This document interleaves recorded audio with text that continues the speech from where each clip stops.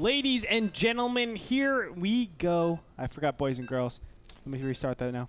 All right, cut, editing, cut. No, they're not going to cut it out there. Ladies and gentlemen, boys and girls, here we go with game number 1 between BRATOK against MaNa. These two players are going to be pitted together on the map Terminus SE, and this will be a PvT. And I must say, I'm excited. This is one of the matchups we were talking about earlier that we were just so excited for. I mean, MaNa, one of the best, if not the best, Protoss versus Terran in the foreign scene. And then BRATOK, who is just an absolute amazing Terran. Yeah. You know what? We said it before in the pre-show. This is our favorite matchup of the day. We think it's going to be the favorite matchup of the day. And it's just because, again, BRATOK and MaNa have been playing so well as of recently. I really like MaNa's play. He's been playing with Koreans. I've actually gotten the chance to talk with him, playing with a lot of Koreans, training with them. And, you know, he's been looking in really, really good form. And for being someone so young, I think he's 17, maybe he just turned 18. I'm not positive with that. But he's either 17 or 18. Being so young and so talented, he has a very, very bright future. Absolutely. I actually remember MaNa in the Brood War days, and now thinking back to those days when we would play best of threes and go even or something, and he must have been like 12. Yeah. I was like picking on a little high schooler. No, and he was still beating middle me. school. Middle man. school. Darn. Oh my gosh, we're dinosaurs. Oh man. Apparently. Let's not talk about that. That'll make me depressed. All right. No, that's all right. Yeah. I was trying to salvage, but I was like, yeah, that's not to. Nevertheless, we do have pretty standard play coming out from both these players. BRATOK opening up with a gas, so it is indicative of a lot of different variations. Not going to be a gas expand, which is the big thing. Of course, MaNa is doing the normal as well. Does he use the third chrono boost on his probes? Yes, he does. That is going to be indicative of a sort of Nexus, early Nexus type of opening. Normally when you allocate that third chrono boost towards the Nexus, it basically says, I'm not going to go for a very fast warp gate, which is indicative of early game pressure. Now, Andre, I know a lot about BRATOK's Terran versus Zerg, but I don't know much about his style versus Protoss. It is pretty standard, to be completely honest. Okay. I haven't seen, that much of deviations coming out from him TVP, especially in the season 1 of NASL. However, I don't think he's necessarily bad at it. I think he's actually very, very strong at TVP. He just plays a very, very standard style, really utilizes and emphasizes, in my opinion, the ghosts, which is something that I love to see because I think they're not underused, but just the quantity that BRATOK uses is really, really stellar.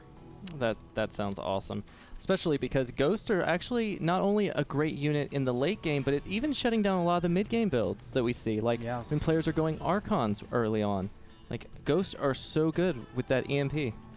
Yes, I completely agree, but we do see him switching up quite a bit, and Reactor is going to be started on that barrack, so it looks like he's doing or gearing up for some sort of 1-1-1 type of build, and this is going to be very, very powerful. I actually think we're going to see maybe he's going to switch off the factory and the racks. You think so? Maybe not. I've seen DeMuslim actually do a Reactored Hellion opening versus Protoss. It's pretty rare to see that kind of playstyle, but that's not what we're seeing. We are seeing a 1-1-1 come down from BRATOK, but maybe he's actually going to go into a Banshee opening right off the bat. Yeah, it'll be interesting to see what he does in fact late. Now, I think MaNa is doing the correct build against the 1-1-1. He's gone up, gotten that extra Nexus, and he's gotten an assimilator before his first 2 gateways. What that basically says is that he's not worried about any early game pressure. Look at how much chrono boost he's saved up, though. I'm really interested to see why he saved that up. I don't know what he's going to be using that to. It's probably going to be units.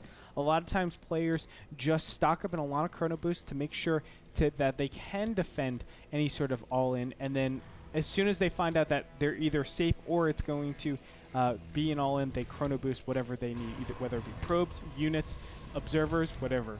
Right. Well, MaNa is one of those players that has lots of experience. He plays a lot. He does a lot of practicing. He studies build orders a ton. So he knows exactly what he needs to do to hold off any kind of one-base play. I'm sure he sees it quite a bit. Yep, we're going to see what he does right now, though, because there's a lot of variations his opponent could be doing. You do see, oh, look at this, excuse me. There's going to be a double Rax and additionally a Raven coming out, so it is going to be a medevac, early medevac play with a Raven. This can be very, very deadly, especially if MaNa really relies on mass stalkers in this early game stage. Now, I don't think he will be, but it's just that, you know, the Raven really, really cuts the amount of damage these stalkers can do. Yeah, this is definitely, like, not to say it's an all-in, but because of what MaNa opened with the 1 gate expand, if BRATOK does no damage, I don't know how he's going to actually live past this initial push. And you know what? He did get stim, and this is a weird time to be getting stim. If he wants this to be useful at all, he has to wait an additional just about a minute and a half, which is a long time for MaNa to get up stuff. So it might not be the best style.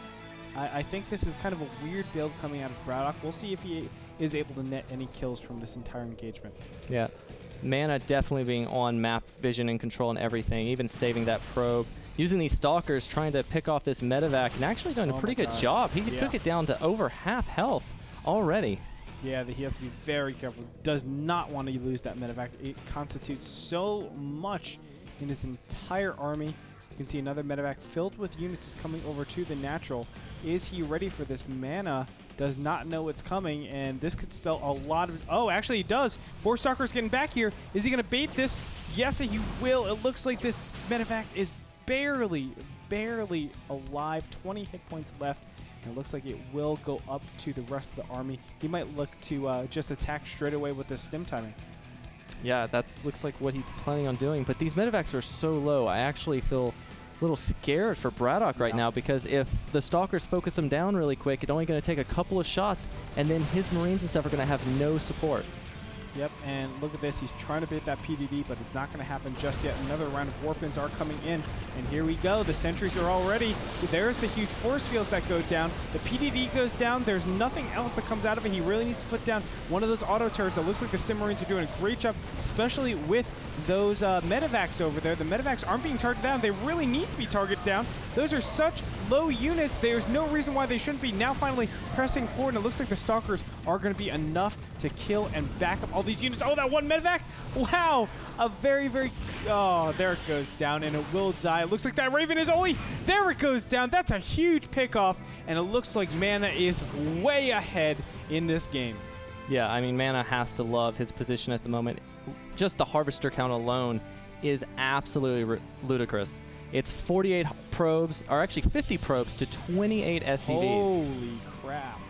That right there is going to just give MaNa the biggest lead ever. I mean, right now he could even take his third, and there's just nothing Terran could really do, because Terran has to rebuild an army before he can be aggressive again. I would love MaNa to just sort of flex his muscles in this game and really start to crank out off of this 2 base, because he's so far ahead in development of all of his production facilities, all of his tech. He's looking really strong. We can see the first Colossus is coming out right now, and this is it's gonna be so damaging in my opinion, just because what BRATOK wants to be getting is medevacs right now, because he has a low medevac count. He only has 3 out on the field.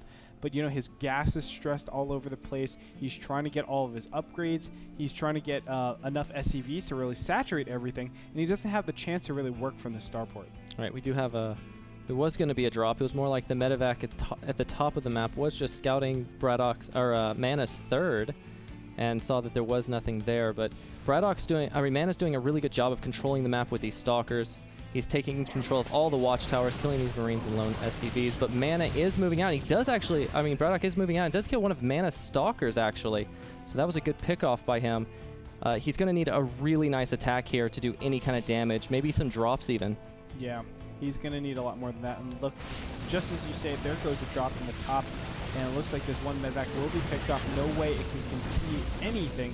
That is a huge loss. I want to put it out there because it's a lot. It represents a lot of mobility for the Terran army. Of course, that is diminished now that the medevac is taken out. I would love BRATOK to now, or excuse me, MaNa to just push out a little bit, really start taking a little bit of map control. We can see a third being taken by BRATOK. This is way out of line, in my opinion. he needs to. He doesn't have room to do this type of build. To get this fast third, it's just the Colossus are going to be so powerful. Yeah, he really needed to do a mass 2 base, maybe timing or something with this. Even throwing down like a second starport to try to churn out some Vikings and extra medevac support. Exactly. But here we go. Here's going to be the big engagement. Thermal Lance just finished, and that's going to be so brutal. The pylon goes down. Will he focus it down? No, he won't. Not a single Viking out on the field, and it looks like these Zealots are going to be too much. They are such a huge tank for these Colossus, and it's so hard for any of these units to approach onto the Colossus as well. So you're going to see a lot of kills coming out right now. SCVs are going to be sprinting up ahead. Nice force fields go down. And it looks like no way that BRATOK can get all the way up into the back. Oh, look at this. MaNa is just going to back up and say, hey, I just killed a ton of SCVs. Let's go ahead and go to the units tab.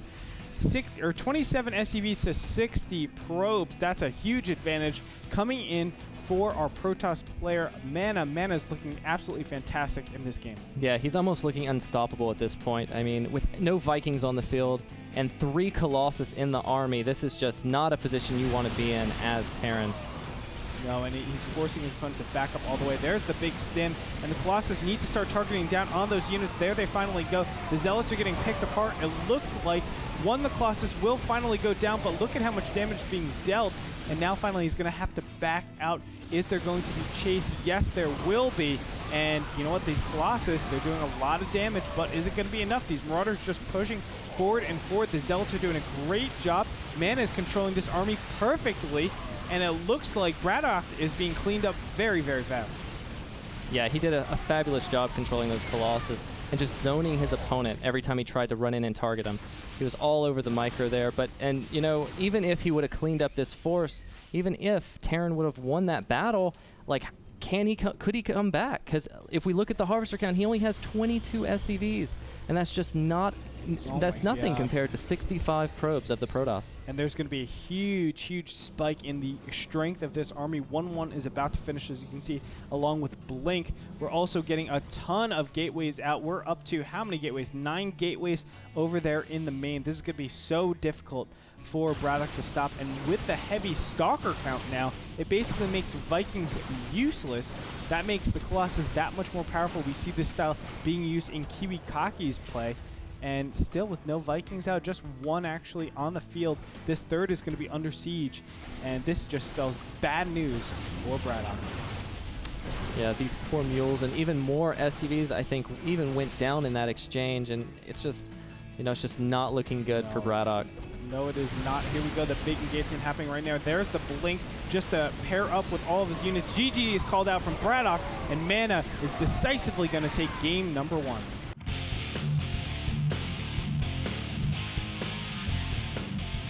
Well, MaNa made it look easy that game around. I'm not really sure if I like BRATOK's opening, to be completely honest. I know both of us have a lot of TVP experience. We probably have, you know, maybe 1,000 games TVP. Probably. And it just felt like you have to, when you're doing a build like that, you have to do way too much damage. If you don't, it's almost semi-all-in-ish. It is, I would say. I think that's what I said earlier on when I saw the build. It was like that it was, if it did no damage, that it was going to be so hard for him to come back. Exactly. Like, you really have to rely on your opponent to make a mistake when you open with a build like that and aren't able to do the damage that you need to do. And the biggest problem I have is, like, what does Protoss do that build actually counters? You know, he just went gateways. If he would have went DTs. I guess so. It had to have been Dark Templars, but still, Dark Templars, you just make an Archon, and it's LOL. I don't know. I think he really relied on that drop to pull half his army away, and so that when he pushed up the front, that he was only fighting half the army. But the problem is that right as his dropship loaded up and was going towards the main, it passed the observer that just came out. So he already saw it. He was already able to prepare for it, and that's all she wrote. Yep, it's all she wrote. Unfortunately for BRATOK, he's going to take his loss. We're actually going to go into the second game between MaNa and BRATOK. It's going to be on dual site. Everybody, there is so much more action in this series. Definitely tune into it. We are going to be back with you after this break. Stay tuned.